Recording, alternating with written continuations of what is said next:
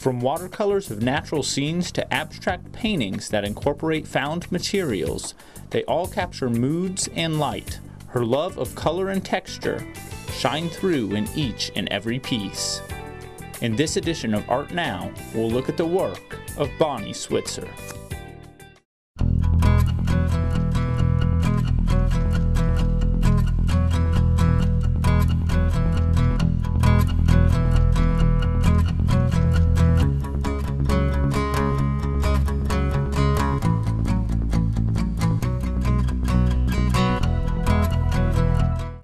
Hi, welcome to Art Now, a program where we talk to artists whose work is part of our community. I'm Pat Sammann, and I'll be your host. Our guest today is Bonnie Switzer. She has a bachelor's degree in psychology from Chatham College, a master's in education from the University of Illinois, and an associate in fine arts degree from Parkland College. She taught elementary school in California and in Urbana for 15 years before becoming a full-time painter. Her award-winning art has been shown at the Bicentennial Art Center in Paris, Illinois, the Phillips Gallery in Sanibel, Florida, and in numerous solo and group shows in this area. She has been an Illinois artisan since 2001, and she is part of the local women's artist group Artisans 10 Plus. Thanks for being with us today, Bonnie. Thanks for inviting me to do this. Okay. What first got you interested in art? I've been interested in art for a long time. I've always done some form of art through the years, and I guess I wasn't comfortable majoring in art in college. I felt like I needed to get a job at the end of college, and so I majored in psychology. But we went on sabbatical to Davis, California, and I took a watercolor class there and just loved it. The teacher was kind of difficult, a little bit mean to us, but she did she did great demos. Great. So I learned a lot, and I came back and taught one more year, and then I started taking art classes at the university and at Parkland. Great, very good. Besides painting, what other art media have you explored? I did pottery for 12 years, and I've done some batik. We were on another sabbatical in Germany, and I took a batik class. Yeah. And I've done lots of quilts. I made a quilt for each of my grandchildren, and some little bit of beading, sewing, just something artsy. Okay. Now, you started your artistic career painting realistic scenes with watercolors, so we're going to look at a few of those now. This first one is... Okay, this is called Autumn Warmth. And I decided to show these realistic ones first because that's where I started. And I gradually evolved to more abstract pieces. Autumn Warmth is obviously a fall landscape, has light coming through the trees, and the focus is on the backlighting. It has strong value contrasts, and I painted it really freely, even though I had a pencil drawing to start with. Okay. And I did some splattering, and I wanted it to be kind of impressionistic and just loose and free. And it's not at all tightly realistic at all. And this next one is called Red Leaves. And again, this is not from a photo, just I started painting leaf shapes and kept adding more and subtracting some. And seems like every fall I do a leaf painting. I go for a walk in our neighborhood and I get inspired by all the colors. And oh, it's hard not to be. yeah, so the red leaf one was in the Artist of the Corridor program display, and it was also used on the City of Urbana's recognition and awards program. Okay. And it now resides in Canada. Oh, so, okay. This one is called A Big Head, and I had done several paintings of Swiss chard leaves. I took a photo at the Idea Garden with the light coming through the leaves, and this is kind of an extension of that theme. I did a lot of wet into wet painting on the leaves. That means you wet the paper and then let the colors flow together on the paper. Has strong value contrasts again. This one's called Anita's Rest, and this is from a photo that I took in Denmark on the island of Bornholm, and we were walking with an elderly lady named Anita, and she needed to take a rest, and we walked around and found this pond and took a photo, and I've always loved water lily paintings. Yeah, that's beautiful. Again, this is a lot of wet into wet, and except at the top there's a lot of negative painting where I painted behind each of the reeds.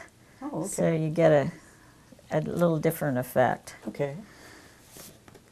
This is the street where I live, Michigan Avenue, and this was a particularly beautiful fall, and I went up and down the street taking photos, and it was amazing because there were still leaves on the trees, and yet leaves on the ground. It's almost like a gold carpet in places, and I just loved that scene and decided to do a watercolor. Again, pretty loose and free, some splattering, and I actually painted that twice.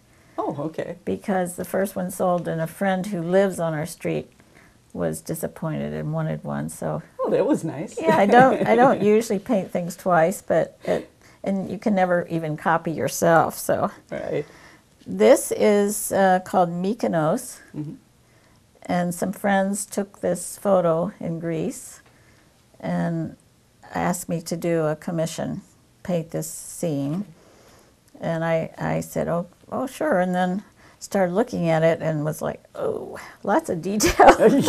yeah, there is. It was very detailed and took lots of time, but I loved the colors and the reflections on the water, and they were pleased. And I get to visit my painting. It's here. It's in Champaign. Ah, very good.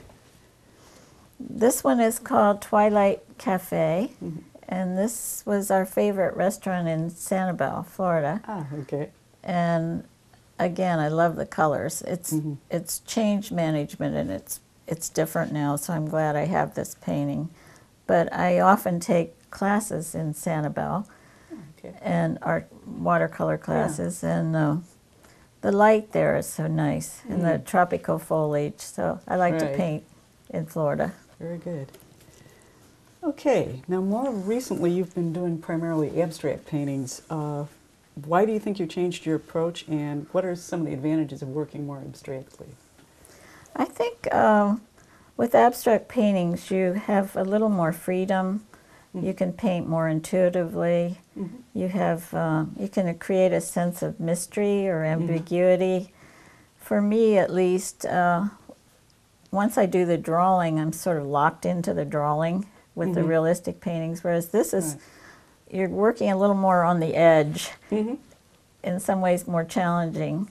I put down some color and then respond to what's there, and then keep going and refining. Right. I generally stand to paint and work on maybe 7 different paintings at a time, so kind of work back and forth. So you do just kind of decide depending on how you feel that day, or? Yeah, or just what's underway already. Right. It's you get more failures this way, really, but you can always crop, and I use them for cards, and you can also paint over them, which is nice. Right. Okay, well, let's take a look at some of your abstract work. This first one is Illinois Summer.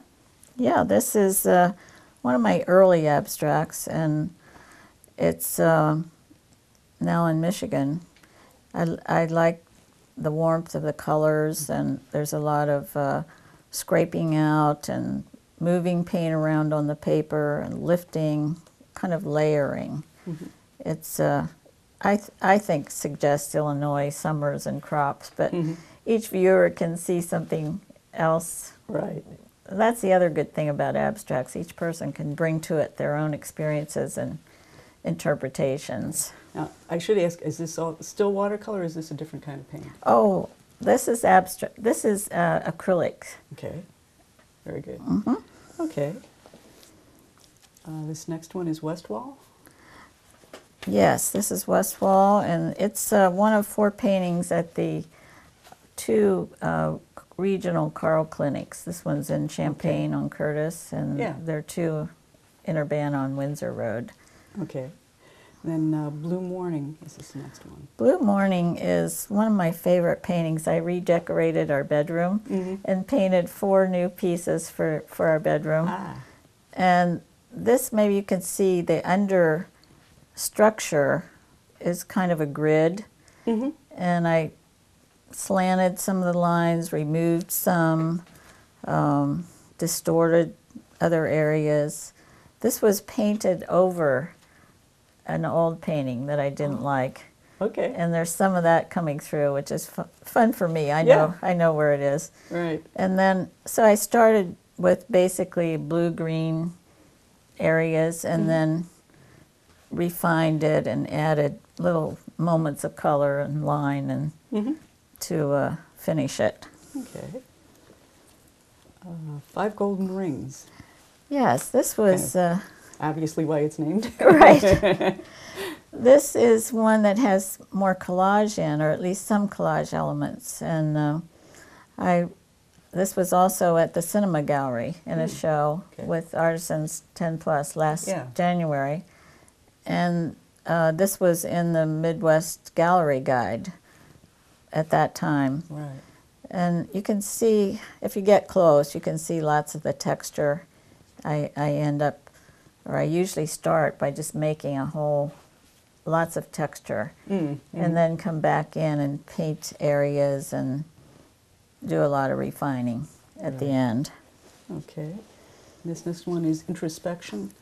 This is a good example of kind of my working method of putting down a lot of texture by pressing things into the paint. I press things like this. I think it's something used for a hook rug. Right. And you press it into wet watercolor, actually. I start with watercolor and then move to acrylics. Oh, okay. So it's a mixture of the two. It's a mixture. Okay. Plus collage. But so you leave these things to dry overnight, weighted down, and then the next day look at it and turn it and decide which way you like it the best, and then start working from there and adding elements of color or whatever. Okay. This is called Thinking of RD, and the psychology department used this as a background for posters for a lecture series. I was experimenting with some new techniques. This is, again, a combination of watercolor and acrylic. And I had been reading about RD as Richard Diebenkorn.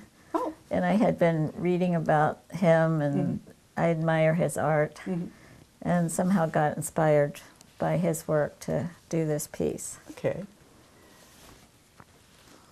And this is called Human Night Blue, and this one is all watercolor, actually. Okay. And lots of texture and lots of colors kind of flowing together. My husband named this. He's good at naming paintings. And people see different things in this piece. Some people see a city or a bridge, and so that's what's fun about it. I think people can see whatever they want to. Right. This is called Google Earth, and a friend named this. He looked at it and said, "Oh, that reminds me of Google Earth." Right. And this one started with, this is painted on a thicker surface, and I put gel medium on there, which is kind of a thick substance that you buy in a jar. And you kind of spread it on, and then you can scrape in it, make shapes, or spread it around. So it's got actually some raised texture? Exactly. Yeah. Okay. And then I let it dry overnight, and then you can see that in the center of the painting most clearly. And then in the next day when it's dry, I start painting, bringing in color, and the whole thing looked kind of the color in the middle of that. Okay. But, and then it's a lot of slow thinking, adding, taking away, putting in lines. I know. I wonder, how do you decide when you're done? That's really hard. That's really hard. That's the hardest part because you could keep fiddling with it forever. Right. Sometimes you overwork a piece. Sure. This is called Love for Two Oranges. And this was basically just a lot of yellows and orange in the background, and then lots of collage on top. And I feel like it's kind of two parts speaking to each other, kind of interacting. My husband again named this. He likes that role. Right. Okay. This is called Quilting Bee, and I did 4 of these. Okay. They're really watercolors, but they're painted to look like a collage. So it's all watercolor, no collage in there at all. Okay. But just kind of a happy jumble of shapes and colors, and again, adding a little bit at a time, and not really taking away, but just more planning and thinking about design. This is called Stepping Stones, and this is casein on rice paper. Oh, okay. And I had taken a workshop with Glenn Bradshaw Okay. in Myrtle Beach. He used to be on the U of I art faculty, and his technique was casein on sekashu rice paper. It's Japanese rice paper. Okay. Now, does the rice paper absorb it differently? Or? It does. It's Okay. pretty thin, and you Okay. start out by painting both sides, putting paint on both sides, and keep flipping it over until you decide which side you like the best and which side you want to pursue. Right. And that's what I did with this. Okay. And it's a really fun way to work. Yeah. Our daughter actually has that piece. That's great. Okay, the next few pieces are from your stone series, which are paintings that sort of look like random arrangements of rocks. What inspired you to do this particular series? I have a file of rocks and stone paintings and photographs, and I had always had in mind I wanted to do this. And I went to a workshop in Michigan, and I was taking close-up photos of sidewalk cracks and walls, and I decided to start doing a series of rock paintings. The colors in this one are not realistic, but it was just a lot of texture and fun shapes, a lot of planning how to design it. And this one ended up in the Peach Knee-High show. Oh, yes. At Art Coop. Right, yeah, I saw that. Yeah, that was a fun show. That was a great idea. Yeah, and it was also at the Bicentennial Art Center. Our group, Artisans 10 Plus, had a show down in Paris, and they used it in their brochure. So great. it photographs well. Yes, well, the colors are great. Yeah. This is called, this is another one of the stone series, and a little bit more subdued colors. The surfaces have lots of complex textures. Most of my paintings show up better if you can get up close to them and look at them, because you can see the textures and what's happening a little better. Right. But this is just a kind of a lively mixture of small and large shapes. This is called Stone Series 5, and it's at the Carl on Windsor. Okay. And kind of more feeling of fragility and yet solidity. I love this piece somehow. It's the colors aren't really naturalistic, but somehow appealing to me and harmonious. Yes. This was one of the earlier ones. Okay, next we're going to have a few pieces from the striation series which show different layers of color and texture. Again, what inspired you to do this particular form of abstract art? I had been making painting, actually, a lot of art tissue paper with acrylics. Oh, okay. And you get some really neat effects. Yeah. And I had been making those to do collages and to use in my cards. And I just got the idea to try doing this linear look and arranging the strips. I use a mat board, acid-free mat board as a backing, and then do a lot of planning, cutting, designing, darks and lights, and some have stamps in them. There's a piece of foil there that I painted on. I use some old watercolors. Okay. So are these actually physical strips, or? Yes. Okay. Yeah. Okay. And so I put a few on at a time. I glue them on, and it's a matter of trying to get them really straight. Yeah. Do a lot of measuring. Right. And I put them on with matte medium, which is kind of like a glue that artists use. Right. And then just weigh that down. Then the next day add a little bit more. And usually I take a photo of my plan so I can remember the order I want to put them. Right. And this is another one of that series. I did 9 of these actually so far. And this is called Blue Striations 1, I think, or 2. 2. And again, this is the same technique, probably more watercolor pieces in this one. Okay, at this point, let's move to a different area of your studio, and we're going to talk about another aspect of your work. Okay. One of the other forms of art you're known for in Champaign-Urbana is your cards, which are available through several local art galleries and stores. These are actually little collages that combine many types of paper and found materials. We'll have just a couple examples here. Yeah, this is an earlier piece, and what I do is use little bits and pieces from some of my watercolors or a lot of found materials. I collect things like, for example, this is from a Starbucks bag. Just lots of little found papers and stamps. Friends save stamps for me. I have strips cut from watercolors, and so just lots of design work. I think it's influenced by paintings because each card is kind of a little exercise in design. Right.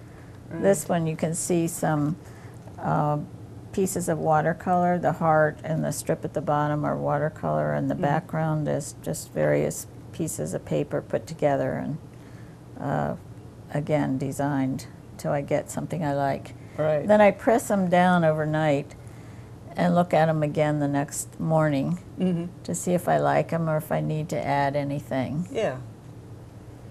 Okay, I guess my first question would be, when did you start doing these, and why did you start?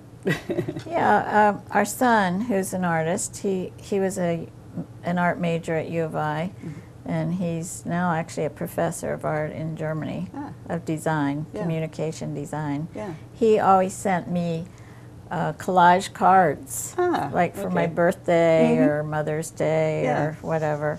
I think I have an example of one here he made.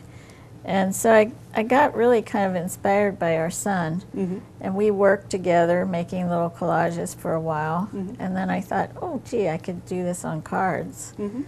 Initially I saved little pieces of watercolors to put on cards, but they've evolved to more collage. And that's basically all I do now, I think. Yeah. Although I do the hearts, and I've been making little origami cranes and putting those on my cards. That's nice. One of my questions was, if you began with the heart theme, was that the first one that you started with, or? It was probably early on. Yeah, and it seems like I can't stop doing the hearts. I just love doing those. But I do leaves and the origami birds, the origami cranes. Yeah. And sometimes just a complete abstract one. And let's see, what other themes have I've done a few landscapes, but probably 75% are hearts. Yeah, well, and I think that's what people like when they go out to look for cards. So. Yeah, and you can use hearts for just about anything, birthdays, Mother's Day, right, Valentine's Day. So actually Art Mart has sold over 3,000 of my cards, Wow. which I find just amazing. Since Right. '94, I think I started. Well, it's a great gift because it's like giving a little painting. Yeah. So- And our daughter and Courtney Ballard, who's one of the owners of Art Mart, have been friends since kindergarten. Ah, okay. And I was actually making these cards on our dining room table, and Courtney was here, and she said, "Oh, we could sell those at Art Mart." Mhm. And so that's how it started. Right. Yeah, and these are also sold at the Illinois. Yes, Um, some, and also at Windwater and Light. Ah, They okay. have, that's probably the other major Right. place you can see them. Okay. Would you like to just walk us through how you work on creating a card? Sure. This is actually where This you is do the work. This is where I sit, Right. and I work on top of the paper cutter, and I use all this scrap paper to glue things on with a acid-free glue stick. Mhm. And I have all these scraps of things. I might just find a little piece of an old watercolor, or maybe cut this up, crop it, a corner of this, and you start there, and then start adding pieces, maybe strips, or I have a whole box of little hearts I've already cut out, Right.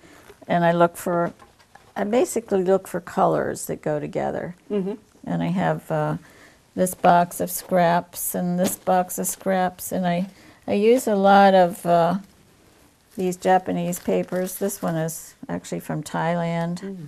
This one's mulberry paper. Whoops, that's from Japan.